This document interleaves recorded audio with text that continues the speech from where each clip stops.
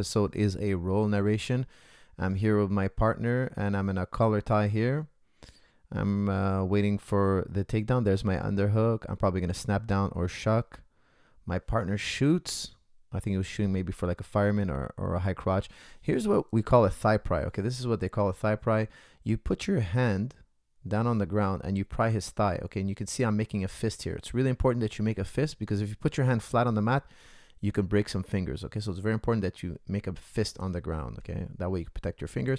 And you can see you do this when you feel that your partner is going to pull guard or he's going to try a butterfly sweep or something like that. Okay, so let me just rewind right here.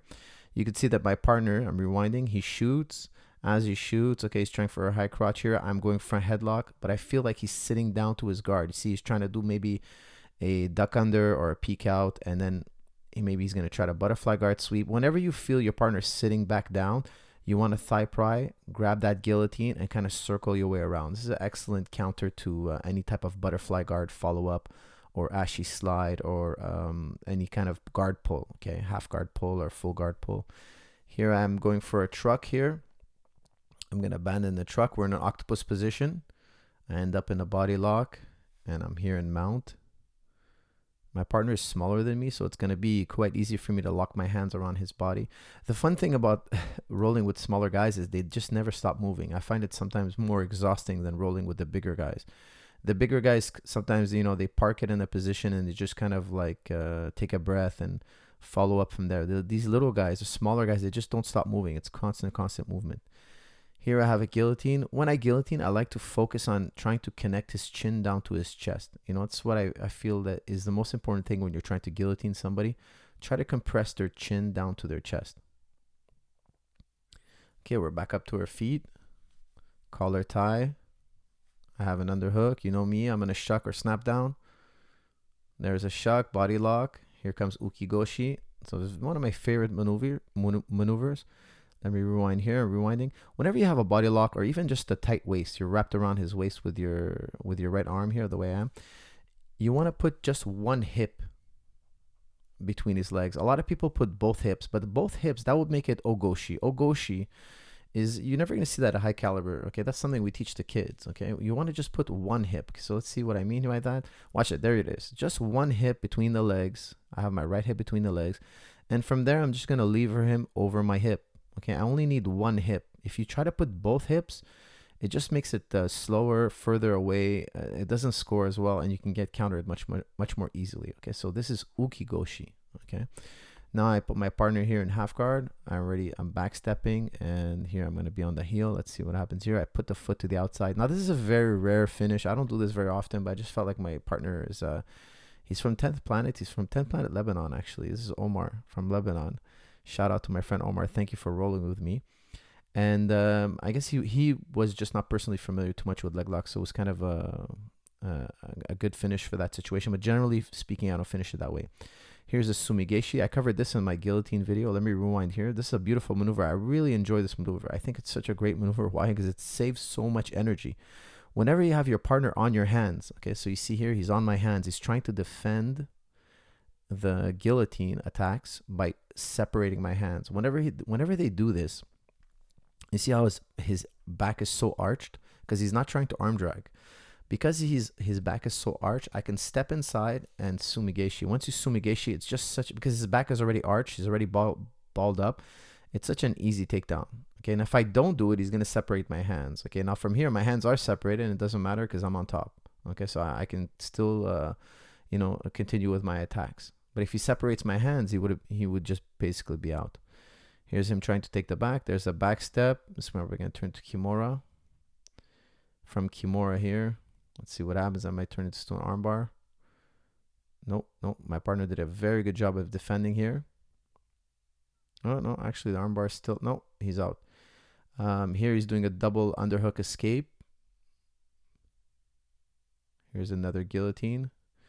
Oh, gonna turn it into a Darce. The Darce is a stronger finish sometimes, not all the time. There it is. If I had the choice between guillotine or Darce, I would definitely choose guillotine. However, sometimes it's better to go the Darce. In that situation, it was a better idea. Why? Because my partner was on his side, and I would have probably had a hard time finishing that guillotine. Okay, next up here, I have my underhook. Let's see, I'm going to snap down or shuck. No, here I do an Ashi slide. Actually, this is another maneuver. It's very different. It's different than the Ashi Garami. That's an Ashi slide. You guys are going to see that in my upcoming instructional video that I'm going to be releasing very, very shortly. All about Ashi Garamis. So look out for that. Here I'm going back into the legs. Let's see if I can get the heel here. There's the inside heel hook, excuse me. And we're back up to our feet. There's a blast double, spearing double. Head goes in the chest. This is one of my favorite double legs. Let me just rewind right here. I love this double leg because it helps prevent the guillotines. Okay, so my partner here is kind of walking towards me. There's the level change. I spear the head right into the chest. I really like doing this. Now, it took me a long time to have the confidence to do this because I used to always think I'm going to hurt my neck if I do this. Actually, I was quite wrong. Just by doing neck bridging and neck exercises and just kind of drilling this maneuver, I eventually became much more comfortable with doing it. Now I do it often, quite often. Limp arm.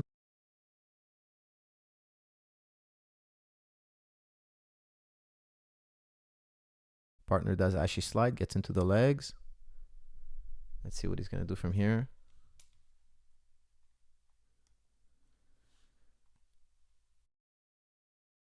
Okay. He's got his underhook. I'm underhooking inside his leg. He's doing a good job of keeping his right knee inside. That's going to stop me from being able to really establish a strong side control. Here's me attempting his neck. Let's see if he can get to the good side. He did a good job making a strong posture out of the darce. He's going to the back. This is a very good defense from my partner here. I'm underhooking his leg, so it makes it tough for him to get to his knees. We're off the mat, so we're going to start all over again.